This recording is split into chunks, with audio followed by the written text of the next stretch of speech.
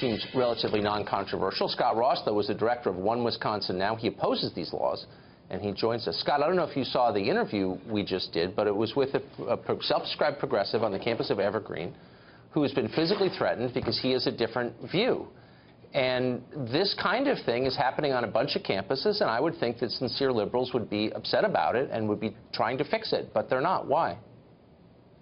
Well, Tucker, first of all, thank you for having me. And there is nobody who should defend violence or threats or disorderly conduct, but I don't think that the bill we're seeing, particularly here in the state of Wisconsin, meets any of those thresholds. What's happening is we have a coordinated effort to try and suppress free speech by government on University of Wisconsin campuses to intimidate students, faculty, and administrators from discussing critically important issues facing the public policy debate. I don't know who writes your talking points. I mean, do you live in this country? Are you watching what's happening on college campuses? I mean, a lot of them, not just Evergreen and Berkeley, but lots of campuses where people stand up and they're like, I disagree, and they're shouted down and people threaten them. That's a real thing. That's not a creation of this show or Fox News or the right. I mean, that's totally real. Why aren't you upset about it? Well, what I think is this, is that we have, in the legislation here in the state of Wisconsin, a potential solution that is infinitely worse than the alleged problem. You have the hand of government coming in trying to intimidate people from speaking out on campus. Now, listen. Our college campuses have multiple jurisdictions of law enforcement. Here in Wisconsin, you've got Capitol Police, you've got City Police, you've got Campus Police. If somebody crosses the line into disorderly conduct, they can be prosecuted and detained by trained law enforcement officials. This bill is not that. This bill is providing some sort of safe space where people can't have an honest and frank debate about really important issues. They can't have them now in case after case. And again, I know that people try to dismiss this as something that demagogues are ginning up to get right-wingers exercise, but that is demonstrably not true. We do this every week. It's totally real. People who can't speak on campus because they have a divergent view from the majority, and I thought the whole point of being a liberal was to defend people like that. Where have you been when this is going on? What have you done to defend free speech? Tucker, I have stood with conservatives and Republicans in fighting for free speech rights here in the state of Wisconsin. That is a certainty. But what I would say is this regarding this particular piece of legislation, and I can only speak for Wisconsin, where not one single conservative speaker who has come on campus has been prevented from being able to deliver their remarks in full.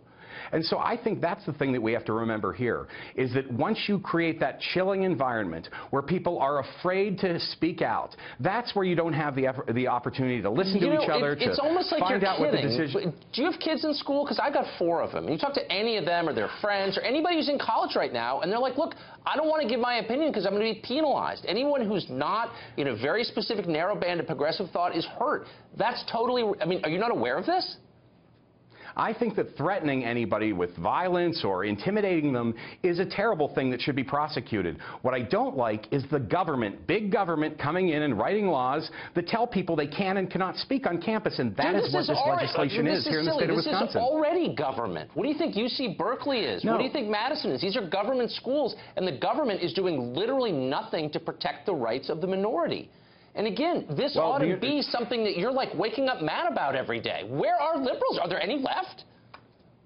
The University of Wisconsin is protecting free speech rights. Every speaker who has come to a University of Wisconsin campus, even provocateurs who have things to say that I would definitely disagree with, have been able to deliver all their remarks, Tucker. It hasn't happened here. That's the problem. Do you believe that a student in a poli-sci class at the University of Wisconsin-Madison could say to his professor, I'm for Donald Trump, and expect that his grade would not be affected by that? Honestly, look at me right in the face and say, yeah, no problem.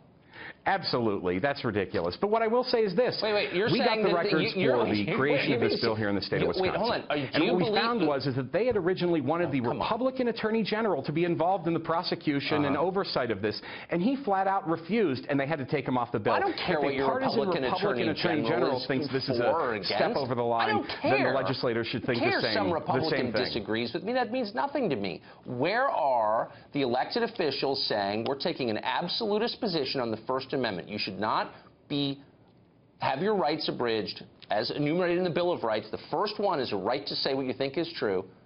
Where are the politicians standing up for that? I don't see any on the left. Do you?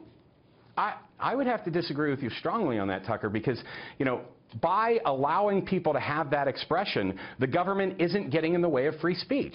I mean, once the government comes in and tells you or I what we can and cannot say, that's where we cross the line into oppressing the First Amendment. But that's Only happening. government can stop the First Amendment. That's happening right now.